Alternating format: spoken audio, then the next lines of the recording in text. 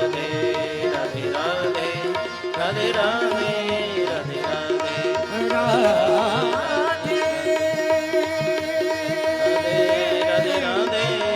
राधे राधे राधे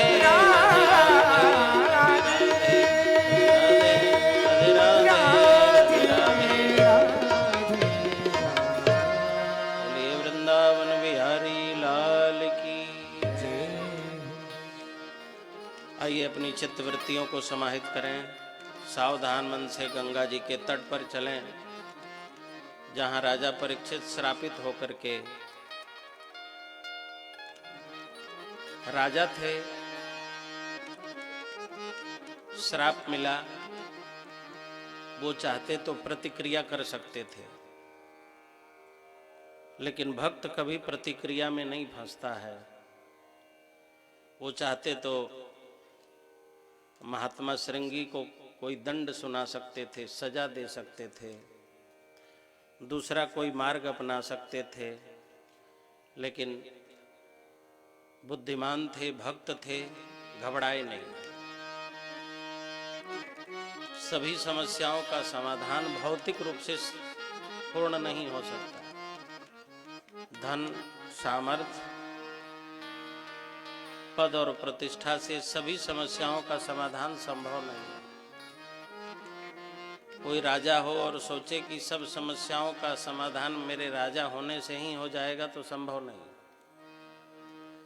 कोई बहुत धनवान है, सोचे कि धनवान होने से मैं सारी समस्याओं का समाधान कर लूं, तो संभव नहीं। तो जिन समस्याओं का समाधान हम कर सकें, करने का प्रयास करें, और जो समस्याएं हमसे ऊपर हट हो जाएं, अलग हो जाएं, उन समस्याओं के लिए भगवान से आग्रह करें, विनती करें कि हे प्रभु, जितना हो सका मैंने किया, अब तो आगे हो ही नहीं रहा है, अब आप ही इसका समाधान करें। परीक्षित जी ने भागवत महापुराण से अपना समाधान मांगा। किसी ने परीक्षित जी से कहा कि भगवान और भागवत जी के आश्रय में क्यों जा रहे हो? तो परीक्षित जी ने कहा कि देखो, ये मेरा कोई पहला मरण नहीं है। अनंत अनंत बार मैं मर चुका हूं, जन्म ले चुका हूं, और इस जन्म में भी एक बार मेरा मरण हो चुका था। अश्वत्थामा के बाणों से मैं मां के गर्भ में मर चुका था। मेरी मां ने प्रभु से कहा कि पांडवों के वंश का एकमात्र उत्तराधिकारी मेरे गर्भ में पल रहा है और मरने जा रहा है। भगवान ने कहा ये मृत्यु लोक है और यहाँ जो आता है सबको मरना ही है, तो मर रहा है। कोई नई सूचना दे रही हो क्या? कोई नई खबर दे रही हो क्या? कोई नई बात बता रही हो क्या? मर रहा है तो सारा जगत तो मर ही रहा है, सारा जगत तो मरण की तरफ जा रहा है। तुम्हारा बालक भी मरने जा रहा है, तो इसमें नई क्या बात है? तो उत्तरा ने कहा नई बात यह है कि पांडवों के वंश में अब कोई इसके अलावा है नहीं और ये भी मर जाएगा, तो इसके मरण के साथ ही आपके ललाट में टीका के जगह कलंक का चंदन लगेगा। लोग कहेंगे बड़ी कृपा थी, लेकिन वंश में कोई जल देने वाला भी नहीं बचा। और प्रभु आपकी कृपा जिस वंश पर रही, उस वंश को कलंक न लगने पावे, इसीलिए मैं आग्रह कर रही हूं। भगवान ने मरे हुए बच्चे को बचाया, तो जब लोहे का बाण लगा तो भगवान ने बचाया। अब ब्राह्मण का बाड़ी का बाण लगा तो किसी बाड़ी के द्वारा ही रक्षा करनी चाहिए। भागवत भी तो बाड़ी ही है। श्रृंगी की बाड़ी से मरने जा रहे हैं तो सुखदेव की बाड़ी उन्हें अमृत दान देगी। सुखदेव जी महाराज से राजा परीक्षित ने सृष्टि के विषय में पूछा। प्रभु, समस्त ब्रह्मांड के मूल में एक ही ब्रह्म तत्व अनुस्यूत है, उसी का अन्वय है। इसलिए भागवत के प्रथम श्लोक में ही जब वेदव्यास भगवान की स्तुति करते हैं, मंगलाचरण करते हैं, तो कहते हैं जन्माद्यस्य यतोन्वयादि तरतः। भगवान का अन्वय है, निर्माण करके इसी सृष्टि में ही भगवान प्रविष्ट हो गए, उसी को अन्वय कहते हैं। यह असंदिग्ध है कि समस्त ब्रह्मांड के मूल में एक ही ब्रह्म तत्व है, इसमें कोई संदेह नहीं है। लेकिन इस ब्रह्मांड में जितने लोग हैं वो अलग अलग हैं। ब्रह्म एक है, निर्माता एक है और निर्माण अलग अलग है। बनाने वाला एक है, बर्तन अनेक है।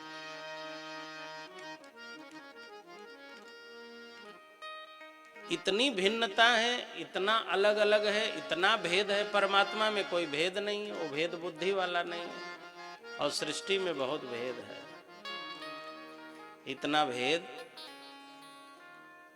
कि ये जो अंगूठा है ना, ये जो अंगुलियां हैं 2-2 इंच की, दुनिया के सारे लोगों को एक जगह बैठा दो, किसी की रेखा किसी से मिलती ही नहीं है। बताओ, छोटे छोटे अंगूठे में, अंगुलियों में, इन रेखाओं में ऐसा कलाकारी दिखा दिया, भेद दिखा दिया कि संसार के सारे लोगों को बैठा दीजिए, किसी से किसी का मिलता ही नहीं। तो जिस परमात्मा में भेद नहीं है, वह ऐसी भेद वाली सृष्टि कैसे बना देता है? इस विश्व में जो विभिन्नता है, विविधता है, जो वैविध्य है, जो भेद है, उस भेद का कारण क्या है? सुखदेव जी कहते हैं, हे परीक्षित, सृष्टि और सृष्टि का जो व्यवहार है, ये जगत और जगत का जो व्यवहार है, वह द्वैत के बिना नहीं चल सकता। जब तक दो नहीं होंगे तब तक सृष्टि नहीं हो सकती है, क्योंकि जगत व्यापार है और व्यापार दो के बिना संभव नहीं है। एक व्यक्ति व्यापार कैसे करेगा? एक क्रेता होना चाहिए, एक विक्रेता होना चाहिए। दुकानदार और खरीदार के बिना व्यापार कैसे चलेगा? तो सृष्टि और उसका जो व्यवहार है वह द्वैत के बिना संभव नहीं है। जब ब्रह्म तत्व ने सृष्टि का निर्माण किया और माया का विस्तार किया और संकल्प लिया, तो उस परमात्मा को द्वैत स्वीकार करना ही पड़ा। द्वैत था नहीं, किंतु द्वैत स्वीकार किया जगत व्यवहार के लिए, व्यापार के लिए। अच्छा एक बात बताओ, ब्रह्म ने द्वैत किया, भेद किया, अब आप लोग भेद करते हैं कि नहीं बताइए? मैं आपसे पूछता हूं, जब आप टीवी देखने के लिए बैठते हैं, कोई सीरियल, कोई फिल्म, तो जब आप देखने लगते हैं तो आप किसी न किसी के तरफ हो जाते हैं कि नहीं? बोलिए, बोलो ना। है?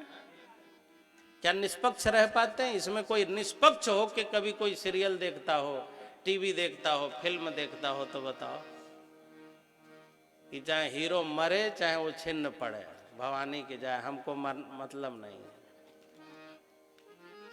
चाहे नायक मरे चाहे खलनायक मरे, हमसे कोई मतलब नहीं है। क्या इस निष्पक्ष भाव से आप देख पाते हैं? देखते हो तो बोलिए, पक्षपात हो जाता है ना।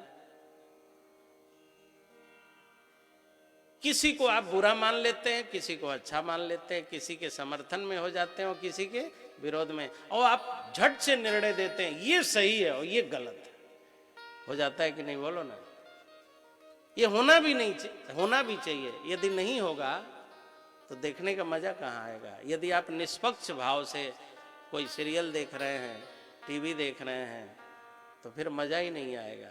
आपको पक्षपात करना ही पड़ेगा, किसी न किसी के पक्ष में और विरोध में होना ही पड़ेगा।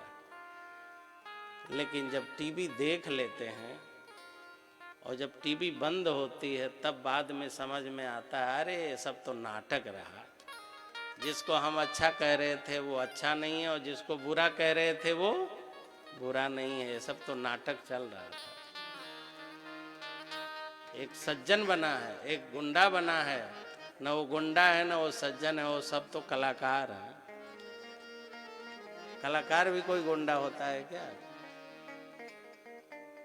लेकिन नाट्य रस के अभिवर्धन के लिए, अभिवृद्धि के लिए आपका द्वैत होना जरूरी है। निष्पक्ष होकर नाट्य कला का आप रस नहीं ले सकते। निष्पक्ष होकर के नाट्य कला का आनंद आप नहीं ले सकते। रस लेने के लिए पक्षपाती होना ही पड़ेगा। आप जीभ को बाहर रख करके भोजन नहीं कर सकते। आप कहेंगे हम नहीं खाएंगे, स्वाद ही नहीं मिल रहा है। और जैसे आप स्वाद में जाते हैं तो निष्पक्ष नहीं रह पाते हैं। कहते हैं इसमें नमक कम है, उसमें ज़्यादा है, वो अच्छा है, वो बुरा है, कुछ न कुछ आप करते जरूर। लेकिन बाद में पता चलता है कि ये सब कुछ नहीं, ये तो नाट्य कला का आनंद था। ऐसे ही इस जगत में जो द्वैत दिखता है, जो भिन्नता दिखती है, जो भेद दिखता है, वो केवल भगवान के नाट्य कला के रस के लिए है। वास्तव में ये भेद कुछ भी नहीं है।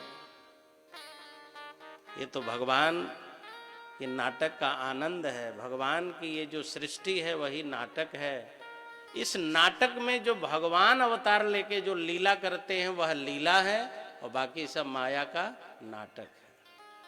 लीला का श्रवण करने से भगवान की कृपा करुणा हृदय में उतरती है, कल्याण होता है, और बाकी संसार के नाटक में ज्यादा भटकने की जरूरत नहीं है। सुखदेव जी कहते हैं, हे परीक्षित, भगवान ने ब्रह्मा जी को प्रकट किया और ब्रह्मा जी ने सूक्ष्म सृष्टि की, फिर स्थूल सृष्टि की। स्थूल सृष्टि में मनु और शत्रुपा को जन्म दिया। मनु शत्रुपा ने आग्रह किया कि आदि दैत्य हिरण्याक्ष ने पृथ्वी को छिपा लिया, चुरा लिया है, उद्धार करें। भगवान ने अपनी क्रिया शक्ति के द्वारा वराहावतार लिया। भगवान की क्रिया शक्ति ही वराहावतार में प्रकट हुई। पृथ्वी में गंध गुण है, हर चीज का लक्षण होता है, तो पृथ्वी में भी लक्षण है। न्याय कहता है तत्र गंधवती पृथ्वी, पृथ्वी गंध वाली है। साध्विधा नित्या अनित्या च, नित्या परमाणु रूपा अनित्या कार्य रूपा। पृथ्वी दो रूप में है, नित्य और अनित्य। वह गंध वाली है और वराह गंध ग्रहण करने वाला है। वराह का नाक बहुत तेज है, पृथ्वी में गंध बहुत है। अब गंधवती पृथ्वी को खोजने के लिए गंध प्रधान वराह की आवश्यकता थी, तो भगवान वराह ने अवतार लिया। बोलो वराह भगवान की। पृथ्वी स्थापित हुई। मनु शत्रुपा ने 2 पुत्रों को प्रकट किया और 3 कन्याओं को जन्म दिया, आकुति, देवहूति और प्रसूति। आकुति का विवाह रुचि प्रजापति से हुआ, प्रसूति का विवाह दक्ष से हुआ और देवहूति का विवाह करदम जी से हुआ। करदम देवहूति के द्वारा 9 कन्याओं का प्राकट्य हुआ और अंत में भगवान ही उनके घर में कपिल के रूप में आए। भगवान की जो ज्ञान शक्ति है उसी की प्रधानता से कपिलावतार होता है। भगवान कपिल ने अवतार लिया। उनके पिता करदम जी वन में चले गए, क्योंकि जो ज्ञानी होता है, ज्ञान का जब अवतरण हो जाए तो वह घर में रहे या वन में रहे कोई फर्क नहीं पड़ता है। वो जहां रहता है आनंद में रहता है, वह सोफा पे रहे या नीचे बैठे कोई फर्क नहीं पड़ता, वह दोनों परिस्थितियों में आनंदित होता है। अब घर में भगवान कपिल और देवहूति दोनों रह गए। भगवान इस पृथ्वी पर जब प्रकट हुए तो सबसे पहले कथा किसको सुनाया? अपनी मां को सुनाया। श्रोता सबसे पहले अपना परिवार होता है, अपने परिवार को सुनाना चाहिए, अपने परिवार को कथा सुनाना चाहिए। क्यों? परिवार का बहुत बड़ा ऋण होता है। पत्नी न सुनना चाहे ना तो हाथ जोड़ के सुनाओ, हाथ जोड़ दीजिए, अरे चलो देवी जी कथवा सुनी आओ।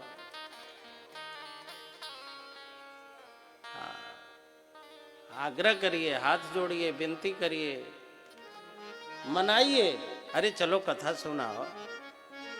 क्यों? पुरुष ने क्या त्याग किया है? त्याग तो जो किया है सब नारियों ने किया है। अपनी जन्मभूमि छोड़ के आई, अपने माता पिता को छोड़ के आई, हैं? सुबह शाम चाय नाश्ता भोजन पानी सब घर द्वार संभालती है। अब वो केवल चौका चूल्ही तक ही सीमित न रह जाए तो यदि घर वाली, घर के लोग, पत्नी, बच्चे, बेटी कथा न सुने तो आग्रह करके कथा सुनाना चाहिए। यदि हमारे बच्चे कथा सुनने लगे, पत्नी और माँ कथा सुनने लगे तो समझ लो कपिलावतार हमारे घर में हो गया। एक दिन देवहूति जी ने भगवान कपिल को प्रणाम किया। कपिल जी ने कहा, माता जी हम आपके पुत्र हैं, आप हमारी मैया हैं, आप हमें प्रणाम कर रही हैं। देवहूति जी ने कहा कि हे कपिल, जब आप हमारे गर्भ में आए तो हमें तो नहीं पता था, हम तो वैसे भूले बिसरे थे जैसे भूसा में किसी ने हीरा छिपा दिया, जैसे मिट्टी में किसी ने सोना गाड़ दिया हो 1 कुंटल और फिर भूल गया हो। तो हमारे गर्भ में आए तो हमें तो लगा बालक आ रहा है, लेकिन धन्य है देवता, धन्य है ब्रह्मा जी और धन्य है ऋषि मुनि, उन्होंने पहले ही हमें बता दिया था। हे समानवीते गर्भम प्रविष्टः कैटभार्दनः। हे मानवी, हे मनुष्य बुद्धि वाली देवी, जरा सजग और सावधान रहना। तुम मानवी हो लेकिन तुम्हारे गर्भ में मनुष्यों का जो पूज्य है, मनुष्यों का जो आराध्य है, वह आराध्य तुम्हारे गर्भ में आ गया है। मानवी संबोधन किया, मतलब तुम्हारी बुद्धि मनुष्य जैसी है, लेकिन तुम्हारे गर्भ में मनुष्यों का जो मालिक है, आराध्य है, वो आया है। ए समानविते गर्भं प्रविष्टः कैटभार्दनः अविद्या संशय ग्रंथिम छित्वा गाम विचरिष्यति। ये अविद्या के संशय ग्रंथियों को भेदन करेगा और पृथ्वी पर विचरण करेगा। ब्रह्म का आगमन तुम्हारे गर्भ में हो गया है और इन्होंने मधु और कैटभ का वध किया था पहले। अब लीजिए, मधु और कैटभ का पहले वध किया, अब सृष्टि आरंभ हुई है और ये मधु कैटभ तो अभी पैदा ही नहीं हुए, तो कहां से वध किया। और देवता लोग कहते हैं कि इन्होंने ही मधु कैटभ का नाश किया था। इसका मतलब इस पृथ्वी पर अनंत अनंत बार मधु कैटभ का जन्म हुआ और अनंत अनंत बार भगवान ने उन सब का वध किया है। ये सनातन है, यही तो सनातन है। अनंत बार रामावतार हुआ, अनंत बार कृष्णावतार हुआ। तो इसका आरंभ कब हुआ? तो कहते हैं जिस धर्म के आरंभ का पता भगवान को भी न हो, उसी को कहते हैं सनातन धर्म। सनातन धर्म का आरंभ कब हुआ, ये तो भगवान भी नहीं बता सकते। ये सनातन धर्म की गरिमा देखो, ये मनुष्य के द्वारा निर्मित नहीं है, ये भगवान के द्वारा निर्मित है। ये सत्य है, सनातन है, अनादि है, अनंत है। इसकी तिथि का निर्धारण कोई नहीं कर सकता है। अयम सिद्ध गणाधीशः सांख्याचार्यैः सुसम्मतः लोके कपिल इत्याख्याम गंता ते कीर्तिवर्धनः। हे बेटा, तुम्हारा नामकरण भी ऋषि मुनियों ने, देवताओं ने कर दिया था। गर्भ में जब तुम आए थे तभी तुम सिद्धों के अधीश बनोगे, सांख्याचार्य बनोगे। हमें सब मालूम है आप भगवान हैं।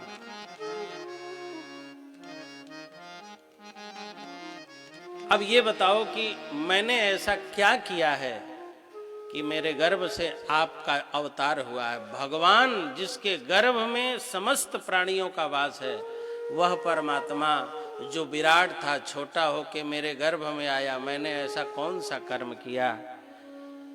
तो भगवान कहते हैं, हे कपिल जी कहते हैं, हे मैया, तो तुमने स्वसुख वासना को छोड़ करके समस्त शास्त्रों में भरोसा और विश्वास करके अपने पति करदम की आपने सेवा की। इस सत्कर्म के कारण भगवान ने आपको मां बनाया है। तुमने अपने पति की सेवा की, शास्त्रों का पालन किया, मर्यादा का पालन किया, सेवा किया पति का, और बेटा बने परमात्मा। माताओं, आप लोगों को लगता है कि परमात्मा का चरण दबाएंगे तब परमात्मा मिलेंगे? पति का चरण दबाया और प्रसन्न हुए परमात्मा। माताएं सोच रही होंगी कि बाबा तो फिर फंसा दिए, फिर पति की सेवा। लेकिन यही कथा का सार है, सेवा की गई पति की और प्रसन्न हुए परमात्मा। पति सेवा से परमात्मा की प्राप्ति।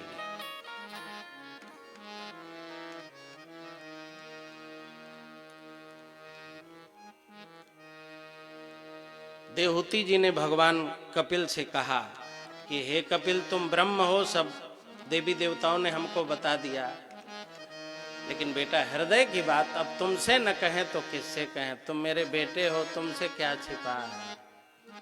कपिल जी ने कहा, हाँ हाँ बताइए माता जी। तो देवहूति जी ने अपने पुत्र से ऐसी बात कही जो भक्त भगवान से कह सकता है, कोई मैया अपने बेटे से नहीं कह सकती। देवहूति जी कहती, निर्विरणा नितराम भूमन असद इंद्रिय तर्षणा। ये जो हमारी इंद्रियां हैं हमेशा हमें परेशान किए रहती है। हमारी आंख कहती है बाहर के रूप को देखो, हमारी जिह्वा कहती है कुछ स्वाद ले लो। एक ही समय मेरे मन के पीछे मेरी सारी इंद्रियां पड़ी रहती हैं और अकेला मन उन इंद्रियों को सुखी करने के लिए लगा रहता है। इतनी उम्र बढ़ गई लेकिन अभी तक मेरा मन संतुष्ट नहीं हुआ। हे कपिल, आप भगवान हैं, आपको पुत्र रूप में पाकर के भी मेरी इंद्रियों का जो तर्षण है, मेरे इंद्रियों की जो बदमाशी है, संसार के प्रति आकर्षण है, वह आकर्षण कैसे जाएगा। भगवान कपिल कहते हैं, मां देवहूति अपने मन को कह दो भगवान का भजन करे।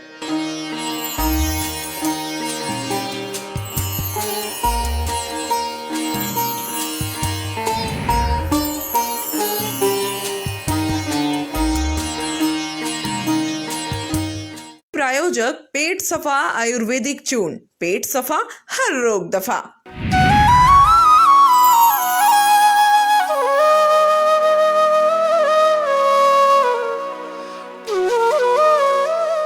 डॉक्टर ऑर्थो आपको देता है दर्द से पूरी आजादी, एक भरपूर जिंदगी। ये कोई टेम्परेरी पेन किलर नहीं, आयुर्वेदिक औषधि है।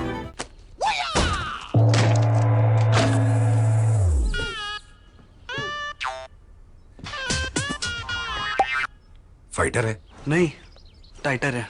रमेश, इस जैकी को चैन दिला दो। ACI 85। ACI क्या है? Amul comfy innerwear.